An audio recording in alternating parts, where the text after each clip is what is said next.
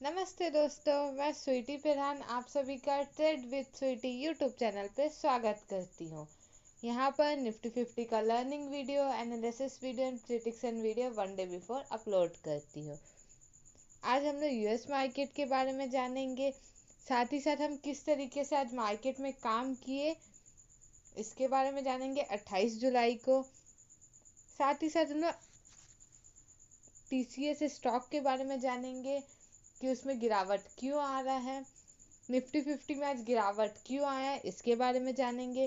कोटक महिंद्रा के खराब रिजल्ट के कारण हमें कोटक महिंद्रा स्टॉक में 60% की गिरावट देखने को मिली।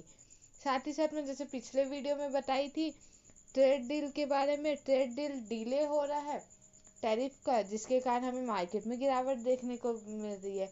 वहीं रुपए कमज़ोर हो रहा है डॉलर के मुकाबले, इसलिए भी हमें मार्केट में गिरावट देखने को मिल रही है।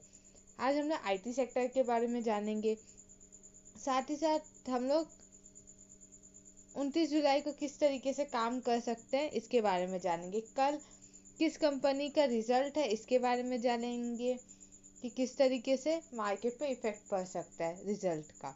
जियो पॉलिटिकल इशू के बारे में जानेंगे। सबसे पहले जानते हैं हम लोग यूएस मार्केट के बारे में, जो कि 50 पॉइंट प्लस है। अब जाते हैं कोटक महिंद्रा बैंक के बारे में। कोटक महिंद्रा बैंक जो है वेटेज कम रखता है निफ्टी में, उसके बाद भी क्योंकि आज कोटक महिंद्रा बैंक में 60% की गिरावट देखने को मिली, इसे निफ्टी 50 में भी हमें गिरावट देखने को मिली कोटक महिंद्रा बैंक के कारण।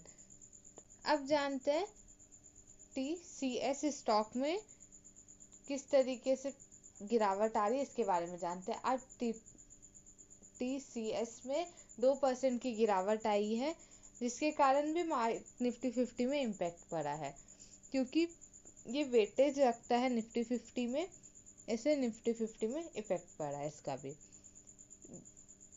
टीसीएस ने ये बोला है कि अपने वर्क प्लेस के 2% एम्प्लॉय को खाली करने वाला है, जिसके कारण गिरावट आई है।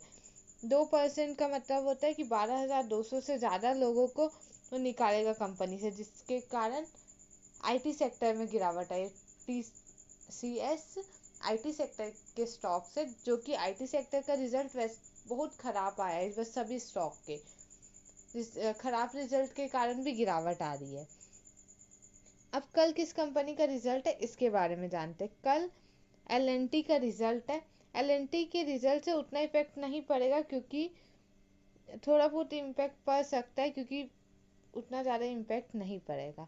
अब जानते हैं हम लोग निफ्टी 50 में आज किस तरीके से काम किए।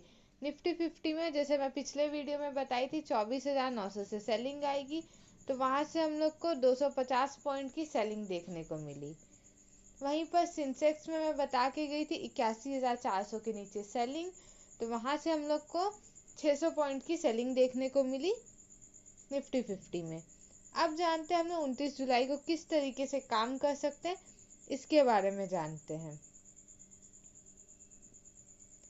पहला रेजिस्टेंस है 24,770 का, सेकेंड रेजिस्टेंस है 24,870 का।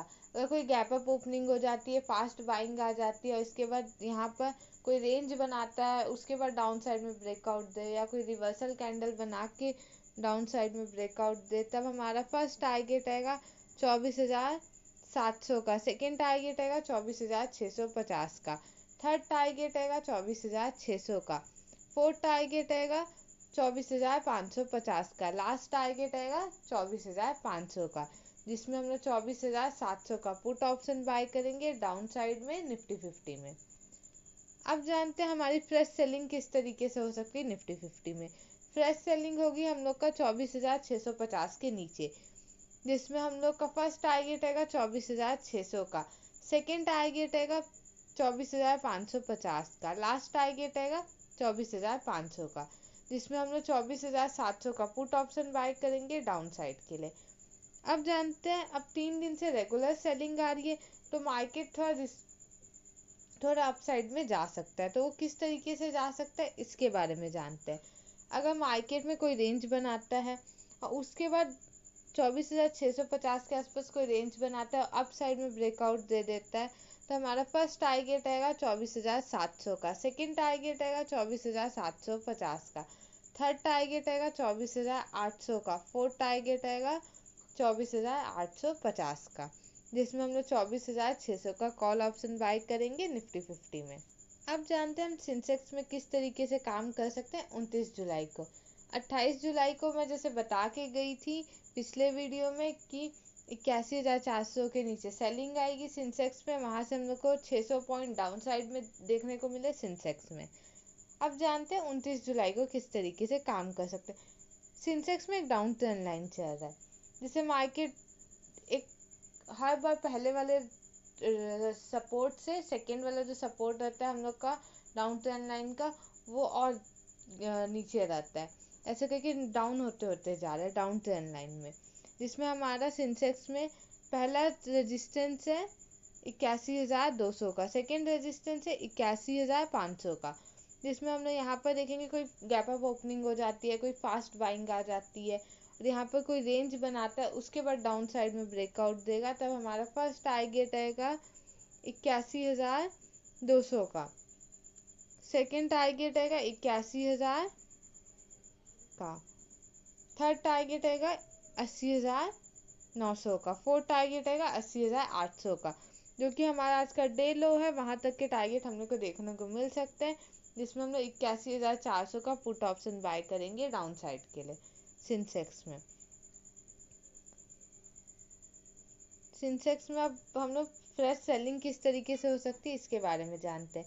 हमारा जो डे लो है 80,800 का, इसके नीचे अगर मार्केट जाता है तब हम लोग देखेंगे स्ट्रॉन्ग कैंडल के साथ ब्रेकआउट देगा डाउन साइड में, तब हमारा फर्स्ट टारगेट आएगा 80,700 का, सेकेंड टारगेट आएगा 80,600 का, थर्ड टारगेट आएगा 80,500 का, फोर्थ टारगेट आएगा 80,400 का, जिसमें हम लोग 80,900 का पुट ऑप्शन बाय करेंगे डाउन साइड के लिए। अब जानते हैं हम लोग यहाँ सेंसेक्स में बाइंग किस तरीके से आ सकते हैं। सेंसेक्स में अगर 80,900 के आसपास कोई रेंज बनाता है और उसके बाद अप साइड में ब्रेकआउट दे देता है स्ट्रॉन्ग कैंडल के साथ, हमारा फर्स्ट टारगेट आएगा 81,000 का, सेकेंड टारगेट आएगा 81,100 का, थर्ड टारगेट आएगा 81,200 का, लास्ट टारगेट आएगा 81,400 का, जिसमें 80,800 का कॉल ऑप्शन बाय करेंगे अप साइड के लिए। ये चैनल को लाइक कीजिए, सब्सक्राइब कीजिए एंड शेयर कीजिए। नेक्स्ट वीडियो में हम लोग ये जानेंगे कि हम 29 जुलाई को किस तरीके से काम किए, साथ ही साथ 30 जुलाई को किस तरीके से काम कर सकते हैं।